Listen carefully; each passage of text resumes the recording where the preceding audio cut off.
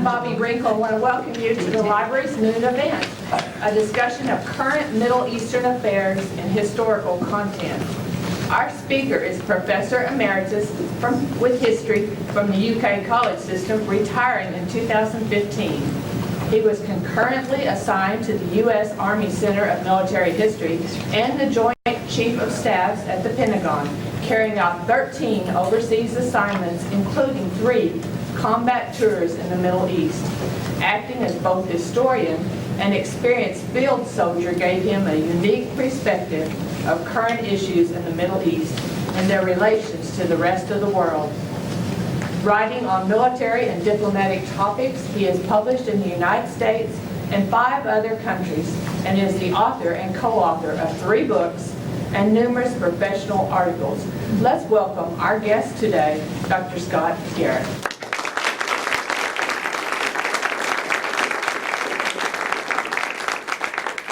Thank you very much, Bobby. Ladies and gentlemen, thank you all for coming.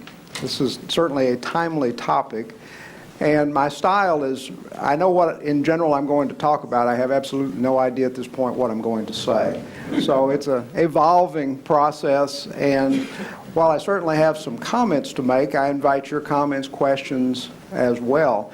But before I get into the historical setting and then bring it down to the present, let me give you a little bit of my background.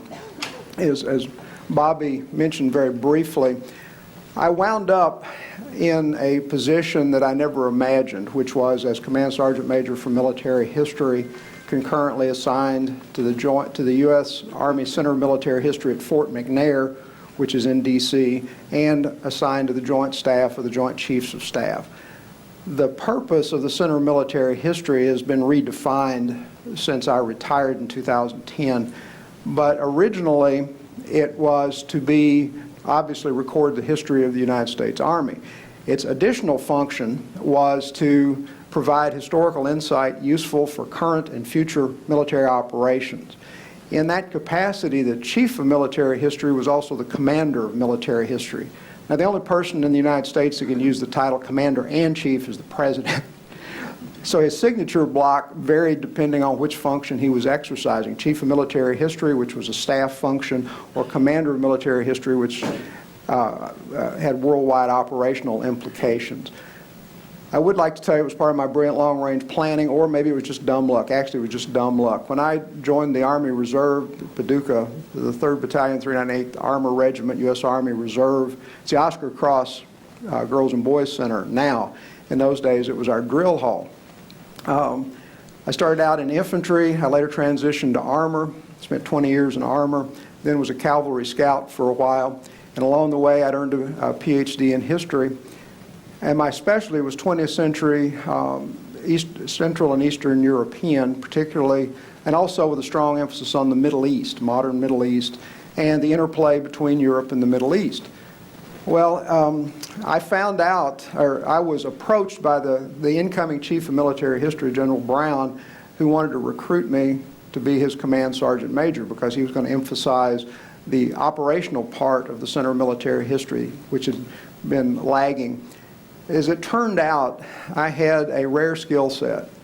Had you asked me before this, I would have assumed that there were a lot of people that would have filled the bill. He wanted a Command Sergeant Major who came out of combat arms, infantry, armor, and cavalry scout are 3 of the 5. So I was qualified in those, who also had a PhD in history. So somebody that understood both the soldiering side of it and the history side is who he wanted to wind up and send out around the world to do things. Well, he had the authority to order me to active duty, which is what he wanted to do. And I said, well, I'm happy where I am. And I mean, he could involuntarily order me to active duty. So he didn't want to do that, and I didn't want him to do that. So we negotiated a little bit. Turned out I had such a rare skill set that I was able to leverage a deal. The bottom line was I was, from 2009 until or 2000 until my retirement in 2010, I was technically on active duty. I only got paid when I actually went off and did something. Most of the time I spent here, then the deal I made was I said, sir, I'll go anywhere you want, anytime you want, stay as long as you want, but I don't want to live in Washington. And he goes, okay. Well, what I quickly discovered at the level at which he operated, he went over to, at the time, the Chief of Staff of the Army was Eric Shinseki, and by the way, he and Eric Shinseki had been second lieutenants together, and not only had served together many times, but were personal friends and still are. And so he went over and he said, sure, if you want him, I'll make it happen. So it's like, I wonder what else I could get. Anyway, so in that capacity, I operated both sides, doing Army history on the one hand, but especially operational assignments overseas. My job was to basically go out and see what was going on. I did not work for or with any of the clandestine agencies. Everybody knew I was coming or knew who I was when I got there. Most of the time I was in uniform. I eventually styled myself as the gladness guy. They were either glad when I showed up or they were glad when I left. But at some point I brought them gladness. And my job was essentially see what was going on and report back. And make sure two things. First of all, report the facts and report my opinion of those facts, but make it extremely clear what was the hard fact and what was my opinion of those things. They wanted both, and so that's what I did for nearly 10 years. Now, so that gives me, so three of my combat tours were in the Middle East, and so I have the perspective both as a soldier and as a historian on what I saw and what I thought about what I saw. And also at the level that I operated, I had a top secret clearance and sometimes was read into programs above that. Not because I was going to do anything necessarily with that specific information, but I needed to understand the broad context of what was going on. So I got all kinds of briefings. Some of the technical briefings, I had absolutely no idea what they told me. But I didn't have to. It's just if you have a question, we'll tell you what you need to know. So that is part of why I'm here today, is to share both sides of that. Now let me put that in, talk about the historical context. When 9/11 happened, most people had never heard of Al-Qaeda, never heard of Osama bin Laden. It came out of nowhere. Well, it seemingly came out of nowhere. These people had been involved. First time I remember distinctly Osama bin Laden was a top secret briefing I got in Saudi Arabia in 1998 that some of his forces had crossed from Yemen into the Kingdom of Saudi Arabia and were going to attack high-value U.S. targets in the kingdom. Well, nothing came of that because there's always a heightened state of security, and even after that it went even higher. The targets in Saudi Arabia were too hard, so the bin Laden group then crossed the Red Sea and they attacked the U.S. embassies at Dar es Salaam and forgot the other one, sorry. The two East African capitals, attacking the two U.S. embassies, killing nearly 300 people. But again, most people weren't aware of that. Now, for me, 9/11 is a personal event. I was on my way to the Pentagon that morning. The person I was going to see was killed that morning. Sergeant Major Larry Strickland, he was with his boss, Lieutenant General Maud, in a conference room when the planes hit. So anyway, it was a chaotic time because nobody was sure what was going on where or what kind of follow-on attacks there were going to be. By the way, my cousin Terry was in the First World Trade Tower on about the 45th floor, so she got out. Anyhow, so one of my buddies in the Pentagon told me he saw the plane go by. He could see the people in the window seconds before it, or a split second before it hit. Anyway, that's the separate side. What's going on in the Middle East is in some ways cyclical. Every time there is a breakdown of strong central authority, you get the modern term is terrorism, but even though that's a modern term, you don't start hearing the term terrorism until really the 1960s, and that's because of Yasser Arafat and the Palestine Liberation Organization. But what would count as terrorism has been going on for centuries in one form or another. One of the worst things that the anti-Western, anti-American factions, whether you're talking about ISIS, Al-Qaeda, or all this myriad of other groups, can do is call somebody a crusader, harking back to the Crusades from the 11th through it depends on exactly, there's some debate over what was a legitimate crusade and what wasn't from the Western perspective. So there were at least 7 legitimate crusades. But what they conveniently, the Osama bin Laden types, conveniently overlook is the Muslim world won the crusades. The fall of Akka, various pronunciations, in 1294 was the end of the Crusader presence in the East. They won. The Muslim, from the time of Muhammad died in 632 AD, and even before his death, the Arab armies coming out of the Arabian Peninsula and fired by religion had ultimately spread through all North Africa, conquered much of Spain, much of southern and eastern Europe. The Middle East got into what's now Western China, Xinjiang and Western China, conquered a huge empire. And so there are different dynasties that give names to different periods, but essentially it was a Muslim empire. They won the Crusades. It was traumatic, it was bloody, but they won. And unless you were on the periphery of the Muslim empire, it was stable and ultimately became stagnant. The collapse of their world began in July 1798, what the Western world called the Battle of the Pyramids. This is when Napoleon invaded Egypt. And not only did Napoleon's army defeat the armies of the faithful, which is one of the standard names for the Muslim armies, they defeated them horribly. It's rather like, how many of you are UK fans? Okay, so you hear the story that UK is going to play the Paducah Middle School B team. Your first reaction is, what? Is this some kind of sad joke? And then it's like, well, why? What's the point? And then what happens if the Paducah Middle School B team beats them? This goes beyond simply defeat. This is a total shock to the system as well as humiliation. The army of the faithful outnumbered Napoleon's forces. And the reason it's called the Battle of the Pyramid, by the way, is because it was literally fought within sight of the pyramids on the Giza Plateau. The Muslim armies in Egypt outnumbered the French something like 3.5 to 1. And it was a hard-fought battle. But the French decisively, profoundly, overwhelmingly defeated the Muslim army, which ultimately broke and ran with the French in close contact and hot pursuit.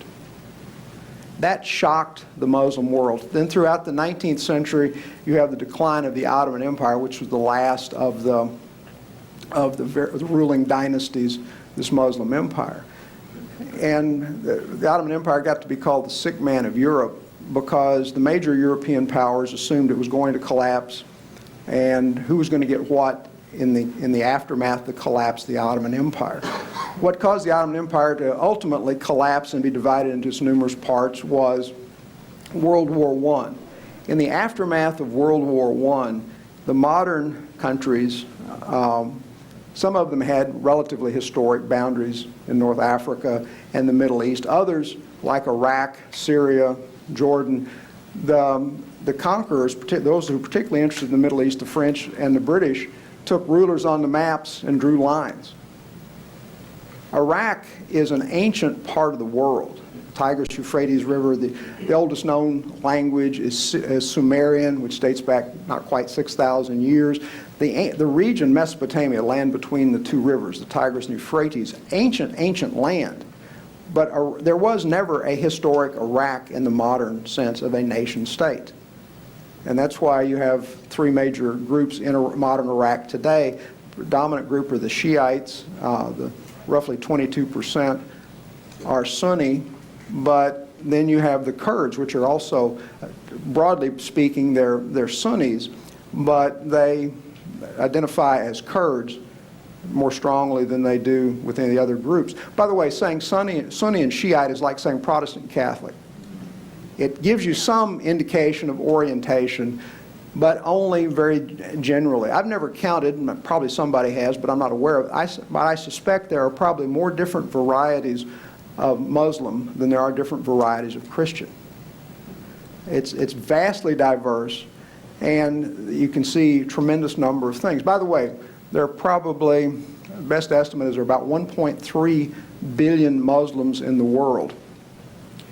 Most of them wouldn't hurt you if they had the chance.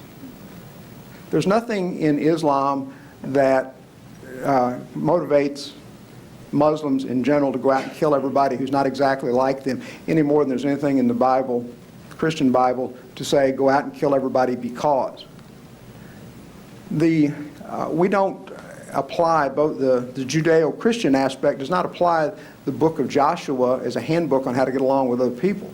The book of Joshua talks about the conquest of what the Israelis call the Promised Land, and it was the kill them all approach. Kill everything that breathed, is what it says. Well, we don't do that. That's not yes, that's still in the Bible, but it's not the operating policy. Much of what ISIS, whether it's called ISIL, Al-Qaeda, any of these other groups, they're not the first and they won't be the last to take their holy writings and pervert them to their own political, social purposes.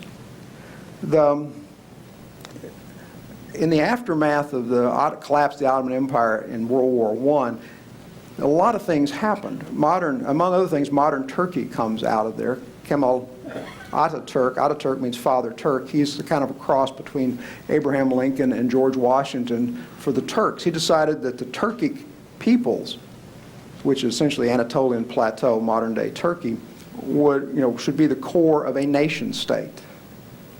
A couple of terms. A state is a political unit, a geographic political unit with defined boundaries. A nation is a bunch of people who have some of the basic guidelines for being a nation: common history and heritage, common religion, common language, common sense of belonging. And so you have lots of nations without states. And a modern example that could destabilize the Middle East are the Kurds. There are about 23 million Kurds in about 5 different countries. For them to get a Kurdistan, which they talk about, the suffix stan means homeland. So to get a Kurdish homeland, Kurdistan is an independent nation state that is a geographic unit with defined boundaries of this nation, these people who sense and feel their belonging to each other, would destabilize all sorts of countries. Some of them are already destabilized, like Syria and Iraq, but Turkey is relatively stable, but they have a huge Kurdish minority in eastern Turkey. So those are just some of the legacies. One of the things that Ataturk did to modernize Turkey, he also changed from the Arabic alphabet to the Latin alphabet in Turkish. Persian is still written, or Farsi, modern Persian, is still written in Arabic letters, but it does not lend itself easily to Arabic. Arabic is the Semitic language group. Farsi, Persian, is the Indo-European. Linguistically, Farsi and English are closer than Farsi and Arabic. If you hear these spoken, you may doubt that, but but you look at the basic roots and how it's put together, the grammar and some of the core words, the derivations of them, they're closer languages. So Turkish is different than, the Turkic language groups are different than Arabic. So what Kemal Ataturk did was abolish the use of the Arabic alphabet and use a Latin-based alphabet. One of the things that he did also was abolish the caliphate. Caliph comes from the Arabic word meaning successor, and they're specifically talking about the successor to Muhammad as the leader of the community of the faithful on this earth. Well, the Sultan, which is a political title, that's the temporal ruler, and then the Caliph is the spiritual ruler. So the Sultan and the Caliph, same person, was the head of both the temporal empire and the head of the community of believers, the community of faith. It would be rather like in the Roman Catholic world if you have the Pope, who is emperor of the world, and the spiritual leader of the world as well. That's the goal of, that's what the Caliph is. It was once upon a time, but things change across time. By the way, that's a good point that one of our guests here, Pete Piotrowski, made the comment, it said, was that way at one time. That's true. If you look at where the Muslim, especially the militant aspect of the Muslim world is today, the Western world was that way several hundred years ago, or maybe 1,500. It's not that we haven't been there before, it is that it's so far in the past, it's not something we talk about every day, think about every day. And by the way, the balance in human nature is If you can't forget, at least forgive. Well, at what point do you do that? That is a tricky question across time. Also, in the Middle Eastern world, most of them are essentially a tribal people. And that is the tribe that they identify with or belong to. You have to be born into it normally.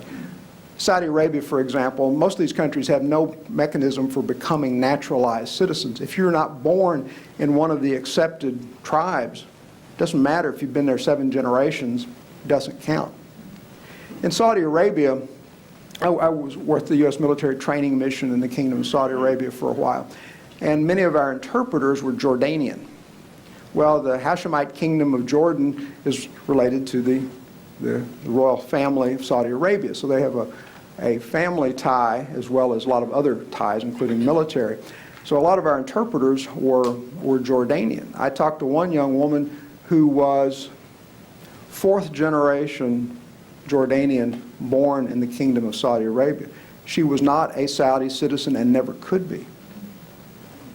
Just being born there didn't mean anything. If you're not in the right tribe that's accepted as one of the legitimate tribes, being born there doesn't matter. In a tribal society, the highest form of good, the highest form of the most important thing is allegiance to the family, allegiance to the tribe. If your brother is totally wrong, and somebody from a different tribe on the same issue is totally right, and you know the other guy is right, you still have to back your brother because this other guy is an outsider. Democracy, in the Western sense of the word, does not work in a tribal society.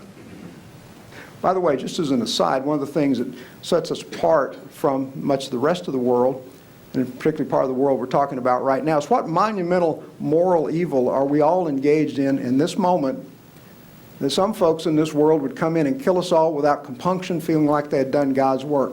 I knew a few of them, not personally by name, but I knew a few of them. So what monumental moral evil are we engaged in this moment? Gay marriage. No, I don't know about... Well, by the way, that's another thing. The penalty for homosexuality under Sharia, I'll talk about Sharia, is death. But what monumental evil are we all engaged in at this moment? Well, females and males together. Exactly. Females and males together. That, in some groups today, is they came in and they had the power to do it, they would be so morally shocked, so horrified that they would kill us all without compunction and feel like they'd done a good thing for the Lord. That's their point of view. That's today. They're not all good little they're not all good little Democrats in the Western sense of the word, yearning to form political parties and have caucuses. Some of them are, but many are not. It's not that they just speak a different language and dress different. Their whole orientation, not all of them everywhere by any stretch of the imagination, but the ones that are in the news, the ones that are killing people, like in Paris, the suicide bomber at the gas plant in Paris this morning, in the last 12 hours. They think they're doing God's will, and they have to stamp out evil. If you know what is evil, you don't abide it, you destroy it. And so that's what they think they're doing. So in good conscience, let me mention also suicide bombers. What we call suicide bombers, they call martyrs, and they call these not suicide operations, but martyrdom operations. To the Western mind, it's like, so what? It's a very legalistic distinction. Now, in the Judeo-Christian tradition, it depends on one's religious orientation and one's interpretation of what some scriptures are, whether or not suicide is the unforgivable sin and you're going to go to hell if you commit suicide. That's a highly debatable point within at least the Christian world. In the Muslim world, it is not debatable because the Quran is explicit. The Quran, to paraphrase, says that the suicide will spend all eternity in hell and be stabbed in the belly by 10,000 demons for eternity. That's the gist of it. It goes on in greater detail. It is unequivocal. So how then can you be talk about going to paradise? By the way, the thing about if you're a male suicide bomber and you die or if you're a martyr and you die for the cause, you'll have 72 virgins. Well, I'm not an Arab scholar. I've studied Arabic, but I pretty much know a handful of phrases and that's it. I never could read it. but I know people who are. And one of the debates among Arab linguists who care about Arabic across time, they say, that's actually a mistranslation. What they're actually talking about are grapes, bunches of grapes. And the reason for that, keep in mind, this comes out of a desert world. So shade and water, and grapes have a lot of water in them. The grape symbolically represents bounty, easy living. So whether or not these guys are going to get 72 virgins or a crate of grapes is beyond my knowing. So anyway, but the debate over the correct interpretation hasn't filtered down to most people. So what they say is you are not committing suicide. Often they use what's called a dead man switch. A dead man switch is you press the button to arm the weapon and you let the pressure off, it goes off. And the reason you use a dead man switch is so if somebody shoots you, probably it's possible that your hand might not relax, but probably your hand will relax enough to detonate the bomb. The idea is you're becoming a martyr. Now, many varieties of Islam and Christianity as well, honor martyrdom. You should die. If you believe that strongly, you should be prepared to die for your faith. But that's different than seeking death. So if you are going to be involved in a martyrdom operation, a suicide bomber, it's like, well, you're becoming a martyr. This is not suicide. This is a martyrdom operation. And oh, by the way, if God doesn't want you to die, the dead man switch won't work. Now, to a Western person, it's like, that's ridiculous. But now we're talking about getting into someone's decision-making loop. This is what we used to sit around. Occasionally, when I was in Washington, either in the Pentagon or at Fort McNair, we sat around a big polished table in uniform. Most of the time, we're just kind of sitting around saying, well, what do you think? Most of the big discussions were not as formally done as shown in the movie. We're just sitting around, so what do you think? So we spent a lot of time trying to get into what's called your enemy's decision-making loop, which means, why does it make sense to them? Whether it makes sense to us or not is irrelevant. If anybody in the group says, well, I'd never do that, he wasn't in the group very long, because obviously we don't care what you do, what I do, what you do. It's why does it make sense to them? Those who are engaged in what they call martyrdom operations, it makes sense to them. It is internally logical, and it is, in their own minds, they're doing the work of God. So in good conscience, they can go do that. Now, there's some exceptions to suicide bombers. Some of them have been coerced into that. But the scary part, from the Western perspective, is most of the people who are suicide bombers really are volunteers, and an increasing number of them are well educated. So again, they feel like they're doing what they need to do. So, by the way, I can ramble on for days, but I'm told I don't have that much time. Any questions or comments at this point? Why would well-educated people do that? Because it's the call of what they see as their conscience to do the right thing. Now, again, it doesn't mean, I don't think it's the right thing, but it doesn't matter what I think. It makes sense to them. And so that's the box score on why they do it, because it makes sense to them. They feel they are taking the moral high ground and doing the right thing. By the way, more Muslims have been killed by all the different terror groups, whether you're talking about ISIS or ISIL, two different names for essentially the same group, Al-Qaeda, Hamas. The list is very long. Some of them have large numbers of members, some are just a few. But they've killed more Muslims than they have non-Muslims. But their rationale is, imagine the religious wars of the Western world. Well, probably you don't imagine the religious wars of the Western world, because we get beyond our history. It's not alive every day. Now, this did not happen. This was not a conversation I had with somebody from the Middle East, but it goes to the mindset of many in the Middle East. I was at a party in Chicago some years ago, in the mid-'90s. And a lot of the people there were European, and I have an interest in Yugoslavia. Well, in the mid-'90s, 92 on, Yugoslavia fell apart into its constituent ethnic groups. And I was introduced to a young man who was a Croat, and he's probably, 25 or so. And we were talking, and I know something about the history there, and I was very interested. And I realized he seemed upset. He was contained, but he was upset.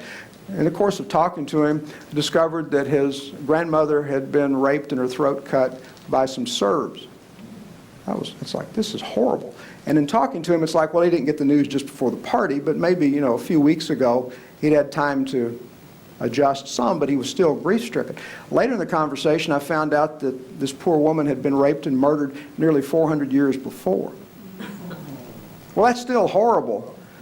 But the point is, talking to her grandson of however many greats this would be, I thought this was the grandmother he knew, not the grandmother of family history, family legend. Well, that approach applies not only in much of the Middle East, or in Yugoslavia, but much of the Middle East. Never forget, never forgive. Keep the wounds fresh. Again, and I don't have the answer. If somebody could come up with the answer, this would be great. At what point if you don't forget, at least you forgive and go on with your life? Or even if you can't forgive, just stop killing them. Yes, ma'am. How can you try to establish a democracy with a mindset like that? The reality is you cannot.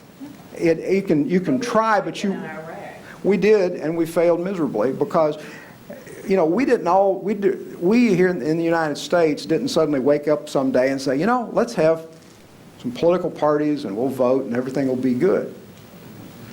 We ultimately, you can trace back elements of what is American-style democracy over the course of 2,000 years. It's a gradual process of accretion.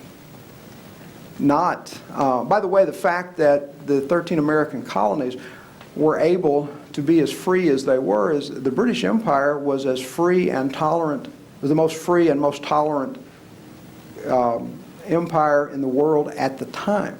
By our standards, they were terribly repressive. But we're not talking about today, we're talking about at the time. They had far more freedom of speech than in any other country. There was no secret police as such in the 13 American colonies. There was no secret police as such in Great Britain. There was in France, there was in Russia, there was in the Ottoman Empire. So the fact that we were able to organize and organize a successful rebellion, by the way, the United States, the 13 colonies, are the only British colonial possessions to win their independence militarily. There were other colonial uprisings that were put down. Eventually the British Empire came apart after World War II because the Brits decided they didn't want to spend the blood and treasure, and they lacked the will to fight to maintain an empire. But those were separate issues. Yes, ma'am? Is there any sort of push or perhaps reconciliation in Iraq to perhaps at one point bring back the Hashemite monarchy to a constitutional monarchy? Would that at any point be effective? That is something that is discussed, but thus far been discussed within Iraq.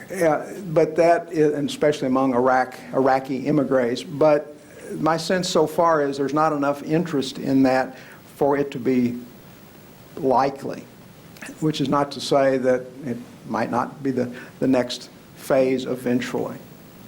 The U.S. failure in Iraq, there's room for failure all the way down the line. Let me backtrack a little bit.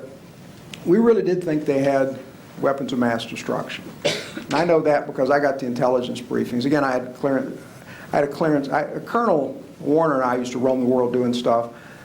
He and I went to Iraq in December, or Kuwait rather, in December 2002 for a variety of reasons, not the least of which was to get the briefing for Operation Plan 1003 Victor, which was the war plan for Iraq.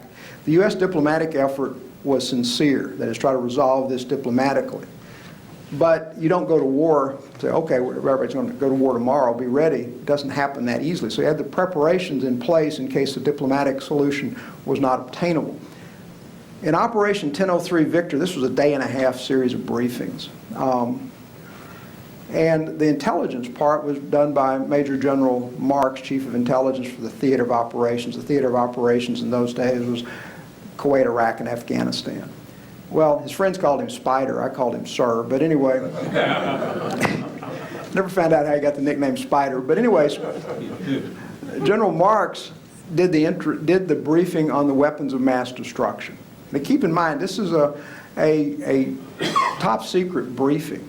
And oh, by the way, I never everything I did was, I never had to be concerned about the media, I never had to be concerned about politics. None of us did in my group. Our job was to report what we saw, the facts, and tell our bosses what we thought about what we saw. We never dealt with the media, we never dealt with any government officials. Now, if somebody in Congress wanted a briefing, for example, from the Center of Military History, then General Brown, the Chief of Military History, Commander of Military, he'd be the one that would appear before Congress. None of us ever, that was never something. So we could be totally candid all the time with each other. In that briefing that General Marks gave, we knew this was definitive. We had maps and overlays that, okay, this is what they've got in this particular base.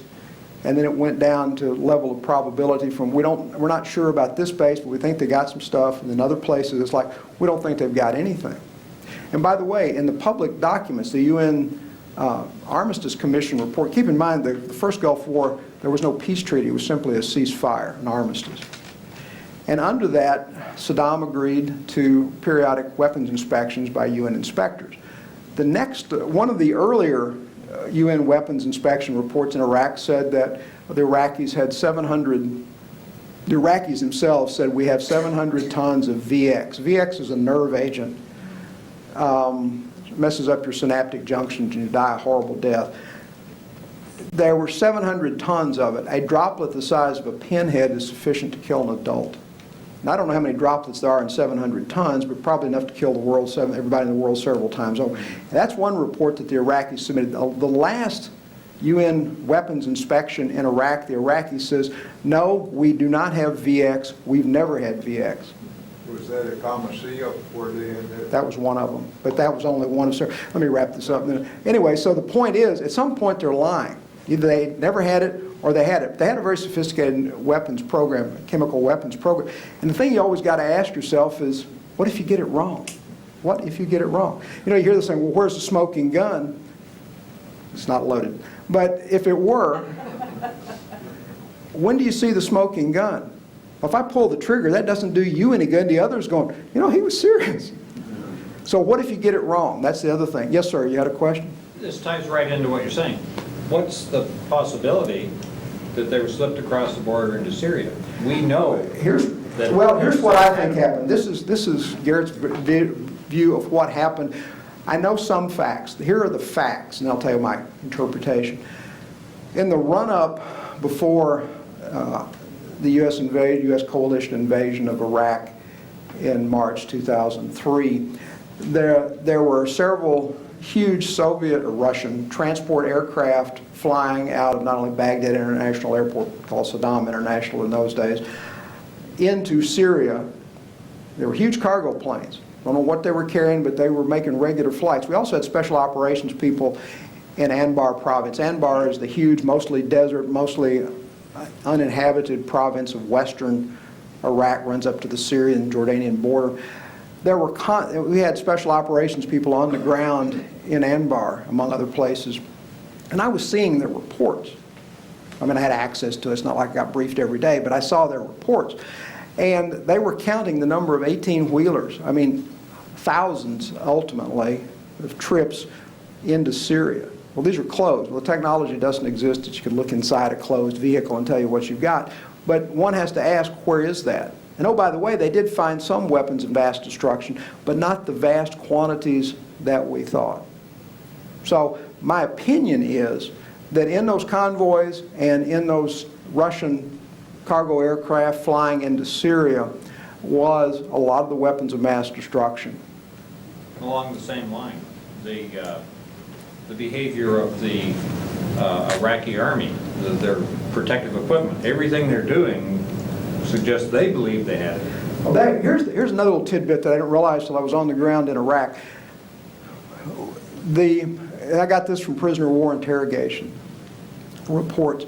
The average Iraqi soldier didn't know anything, so you didn't waste your time talking to them. You know, talk to their various commanders.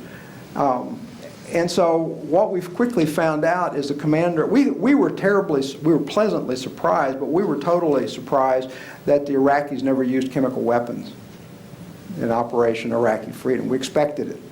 I carried a duffel bag around of chemical protective gear and all that stuff. After a while, I just left it behind. But initially, we thought they were going to use it. And plus, I'd had the briefing from Spider Marks. I knew what they had, or at least thought I knew what they had. Or if I didn't know, or maybe I was wrong, but I'd rather be wearing all that stuff and be wrong than assume. Anyway, so prisoner of war interrogation reports, say Battalion Commander A, would say, well, we didn't have chemical weapons, but Battalion B had chemical weapons, and they had orders to deploy them at phase lines. When the coalition forces reached this point, then their orders were to deploy the chemical weapons. Well, it turned out that each Battalion Commander A said, we didn't have it, but B Battalion has it. B Battalion Commander says, we didn't have it, but A Battalion Commander. Guess what? Saddam lied to his own troops as well. So they really had no deployable chemical weapons issued to the troops at any level. And part of that is Saddam didn't trust his own people, period. So he didn't want to give them the wherewithal to maybe use it against some of his loyalists. Additionally, Saddam never really thought the U.S. would invade. And so he was caught flat-footed. Another thing I didn't realize till I was on the ground in Iraq is we, the United States, thought that Saddam's number one concern, security threat, was the United States. His number one security concern was Iran. And U.S. was a problem, but he didn't think the U.S. had the will to do anything. The Iranians did. By the way, let me talk briefly about the U.S. negotiations with Iran to get a nuclear weapons treaty. On the Iranian side, I know exactly what they want. No, they don't brief me, but it's very transparent. It's very simple. The Iranians want nuclear weapons. That's what they've wanted for 20 years. That's what they're working on. Their whole goal right now is to play for time until they get nuclear weapons. That's it. That's consistent across time. Why? The U.S. goal, now President Obama says we want peace and stability in the Middle East. I agree with that. However, the U.S. approach is guaranteed to get anything but peace and stability in the Middle East. Already you have the beginnings of a nuclear weapons race in the Middle East financed by Saudi Arabia. The three significant military powers, the two major military powers in the Middle East aside from Israel, are the Egyptian and Jordanian military. The Saudi military is not as significant as either the Jordanian or Egyptian military, but the Saudis have the money. So they're already exploring developing their own nuclear weapons because they're terrified of the Iranians. The Iranians are Shiites. Spend other time talking about the difference between Shia and Sunni, but you have, not only are they profoundly different in religious orientation. Imagine here in Western Kentucky 100 years ago, if you're Catholic, somebody says, oh yeah, I know you're a Baptist, or vice versa. How would that be a compliment? Some folks today might still get a little upset. By the way, here we have all kinds of coalitions, religious coalitions like the Paducah Cooperative Ministry. That's an alien concept in many parts of the world. Why would you have people of different religious orientations working together? Basically just kill each other. Don't cooperate. So on the nuclear deal, what you have is the beginnings of that. Oh, by the way, the Iranians are a different ethnic group too. They're not Semitic peoples. They're Indo-Europeans. So you have religious, cultural, profound religious and cultural differences that go back, several hundred years. And so we'll see what happens. We definitely live in interesting times. Yes, sir. Where did the Persians come in all that? I know they started calling it the Persian Gulf War. Well, here's in that part of the world, they can't even agree on what to call stuff. For diplomatic purposes, the body of water that separates the Arabian Peninsula from Iran, we just called it the Gulf. That's what the Americans did, because the Saudis call it the Arabian Gulf, the Iranians call it the Persian Gulf. And so it's like, we just called it the Gulf so as not to excite sensibilities. Persia is the ancient name. They adopted Iran because in Persian, Farsi is the modern Persian, Iran means Aryan. Iranians, I don't know that I ever saw an Iranian that had anything but blue-black hair. but they're lighter skinned, finer featured than a lot of the Semitic peoples, and they often have blue or green eyes. Now, most of them probably have brown eyes, but many of them have blue or green eyes. They are different language group, different all sorts of things. They changed the name in 1930, it went from Persia to Aryan in 1935 under the influence of Hitler, because the ruler of the military dictator at the time, the father of the last Shah, who launched a coup as a colonel in the Persian army, changed the name from Persia to Iran, Aryan. Now the Nazi connection is, long gone, but yes, sir. What do you think Iran is going to do with their first nuclear weapon? Ooh, I'm scared to think, but I have opinions nonetheless. The question was, what do you think Iran would do with its first nuclear weapon? Well, at the very least, try to intimidate everybody in the region. It depends on who has control. Nuclear weapons are far more complicated to use than standard hand grenades, artillery, and all that. The trick on nuclear weapons is even if you have a nuclear weapon, you need to have the arming codes. If you don't have the arming codes, the best you can do is you'll have an explosion, but you won't get a nuclear explosion. So if you get some of the fanatics who get access to the nuclear weapons in Iran, they would destroy the world. Their perspective is, what does it matter if we all die if the faithful go to paradise? By the way, that's the rationale of the really hardcore religious fanatics like ISIS who are killing people. Not just their religious enemies, but the question is often asked them, well, you killed your co-religious. I mean, people who you agree with them religiously. Well, did them a favor. They got to go to paradise sooner than they would have. That's the glib answer, and they mean that. If you get some of the fanatics that get the nuclear weapons, they would. I have no doubt. My opinion. I hope it's one of those things. I found myself hoping I was wrong, and this is one of those cases. I hope I'm wrong. That they would use it.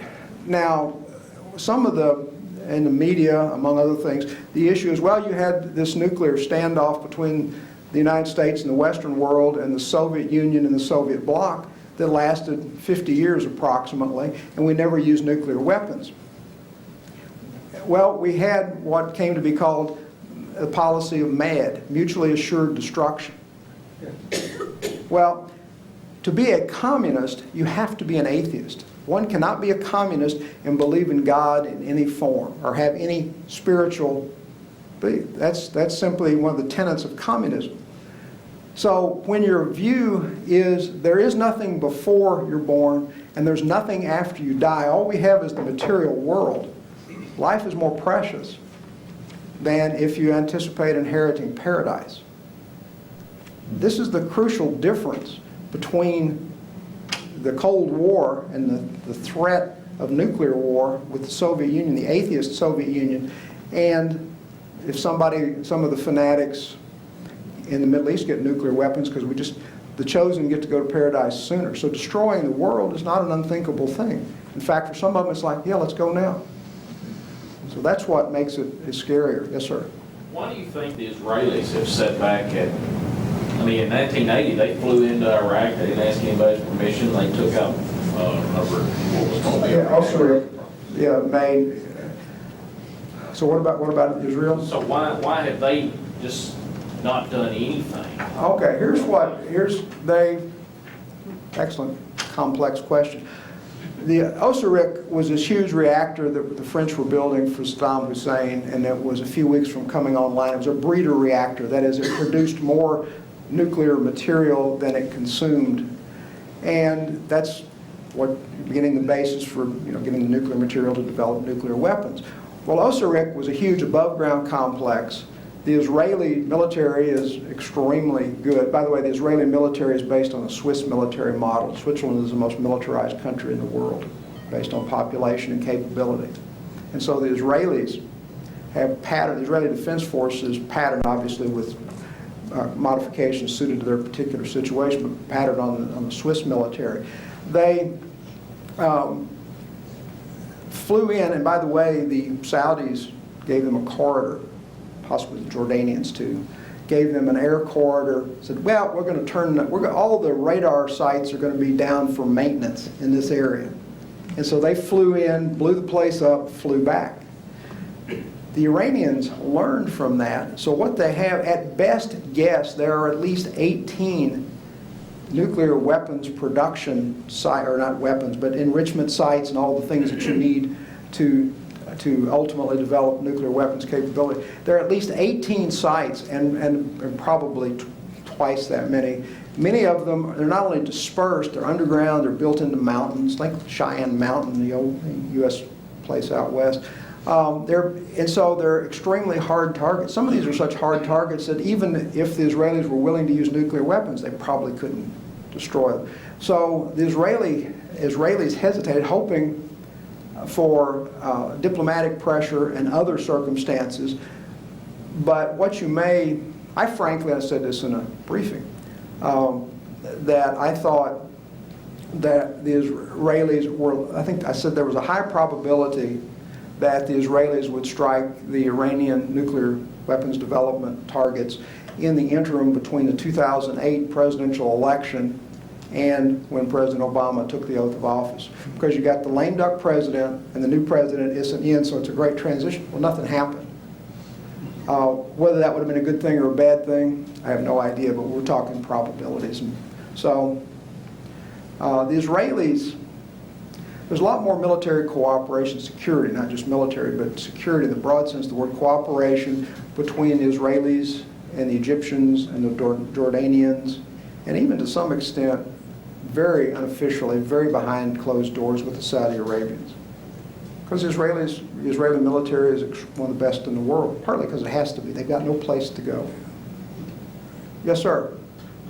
Could you touch on the difference between the different terrorist organizations like Al-Qaeda, Hamas, and Boko Haram, and ISIS, and all? I mean, to us, they're all terrorists. They are. I know they hate each other, but sometimes we cooperate with some of them. That's true. There's an old Bedouin expression, the enemy of my enemy is my friend. Well, that's not literally true. The enemy of my enemy is at least my ally temporarily, and that is very much. You have three basic approaches that these Islamic terrorist organizations use. You have those that are purely religiously based. You know, all sorts of things, social, economic, come from that, but they are purely focused on their interpretation of Islam and what we see as terrorist activities or the way they're going to achieve that. Then you have others. Hamas is more political than religious, and it's backed by Iran. They're trying, there's a political element in it, but a religious element, but it's overwhelmingly political. And then you have Boko Haram is probably more a bunch of bandits pretending to be, their cause is religious, because one of the things they're trying to do is get money. If you're identified as a genuine religiously based organization, you can get, somebody will fund you. If you're just a bunch of bandits. Abu Saif in southern Philippine Islands were a bunch of drug lords, drug dealers, kind of like the Medellin cartel, who declared themselves to be part of Al-Qaeda, in part for legitimacy, and also they're trying to get money. Turned out they were nothing but a bunch of drug lords who were pretending. So those are the three basic views. You have pure religion, pure political, and those with a combination of, in some cases, criminal, and a combination of religious, political. And there are, I'd have to, I don't even have the list. There are literally hundreds of different organizations. Most of them are tiny. But one thing that gives them farther reach and farther influence than they would otherwise have is the internet. You know, you may have 12 terrorists in a cell, but they're in 5 continents. And so they have that sense of community that they wouldn't otherwise have because they're geographically thousands of miles apart. Yes, ma'am. With the Iran deal, is it perhaps not a way for the Western nations to get a foot in the door to perhaps promote another, maybe more vigilant green revolution? That is often said, but there's nothing to support the reality of that situation. Had the United States specifically wanted to make a difference, the United States would not have quickly approved the 2009 re-election of the previous president, Ahmadinejad. That was obviously a fraudulent election. Many of the European powers were like, what? But the U.S. within 3 days verified that, which by the way gutted the Iranian political reaction. Harken back to 9/11, the only spontaneous demonstration in a Muslim city in support and sympathy of the United States was in Tehran, capital of Iran. Some 10,000 young people had a march and vigil to honor the dead of 9/11 in sympathy. The police immediately broke it up, arrested a bunch of people, but again, the reason we know about that is all the gee-whiz technology we have. People with their cell phones or cameras weren't as sophisticated as they are now, but they had enough that they could have video and still images of that as well as sound recordings. Yes, sir. In 2003 in Afghanistan, or maybe just before that, when everybody was focused on Iraq, things seemed really quiet, but the people that had risen up against the Soviets in that time, do you have any insight, any thoughts on there, and what rose up into the trouble they have today? The Afghans are the most warlike people on the face of the earth. There's a Hindu prayer that's at least 2,000 years old. They're going to hit me with a stick here in just a minute, but my schedule is pretty open this afternoon, so if anybody wants to talk after we can continue. This Hindu prayer says, from the fang of the serpent, the wrath of the tiger, great God Shiva. Let me start over again. I speak Afghani, any of the language. Anyway, from the fang of the serpent, the claw of the tiger, and the wrath of the Afghan, great God Shiva, protect me. The Afghans, the national pastime is war. They are genuinely the most warlike people on the face of the earth, which is why the life expectancy continues to be about 40. There are 6 major ethnic groups in Afghanistan, as well as in all sorts of different tribal configurations. When there is a foreign invader, whether you're talking the Russians, the British again, the Russians, then the Soviets, and then the U.S., they unite against the foreign invader. If there's no foreign invader, they busily and happily kill each other. And so it is, and that's part of the world. Remember sorry to say I've forgotten her name, the young woman who shared the Nobel Peace Prize, got shot in the head because she was, how dare she? Well, look what happens when you teach women to read and write. Well, in Afghanistan, it's like they don't even know how to do that stuff. Then they say, well, that's against Islam. Well, it's not, but that's their interpretation and their justification. I believe in that time that there was a U.S. commander of the UN forces there. He was saying that some of the reports coming from the Panjshir Valley said, "Oh, you're exaggerating," and they were building, and they ignored him and said, "Oh, there's no problem here." And so that's when politics and wishful thinking. It's like, here's what we want, and if it's not developing toward the goal we want, then we'll just make stuff up. That transcends time and place and political party, and so it rambles on. That's apparently part of the human condition, but the ability to ignore reality. By the way, one of the last formal briefing I was in, or not briefing, it was one of our discussions where we're sitting around talking about what do you think is going to happen. This was in the summer of 2009. The big question was force structure. President Obama had been sworn in January, so now we're talking, what's his plan? He's been talking about we're going to draw down forces. Well, how much? And General Petraeus, too bad Petraeus got caught up in other things. He's truly a brilliant man. I knew him not well, but I knew him when he commanded the 101st Airborne Division in Iraq. His sergeant major and I were friends. And anyway, but that aside, but Petraeus also has a PhD in history.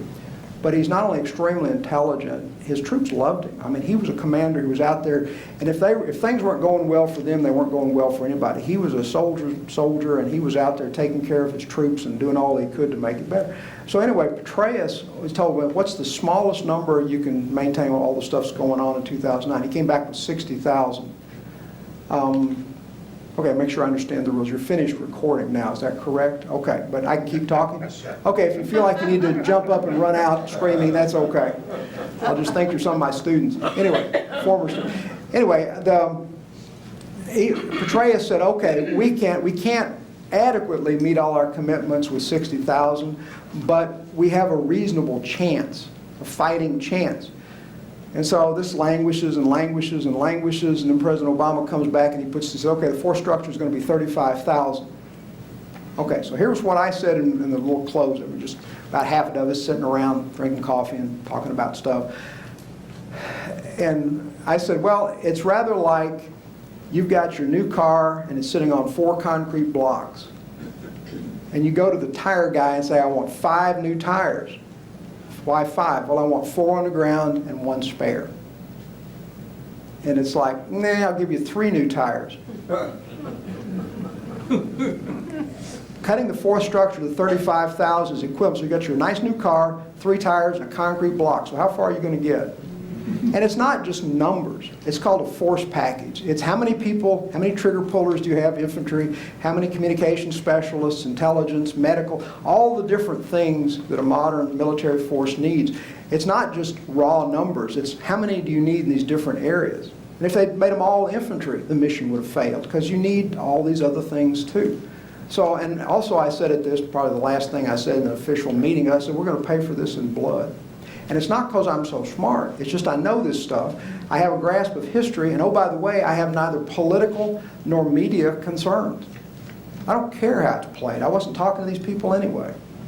Well, what if the military experts said we've got to have 60,000?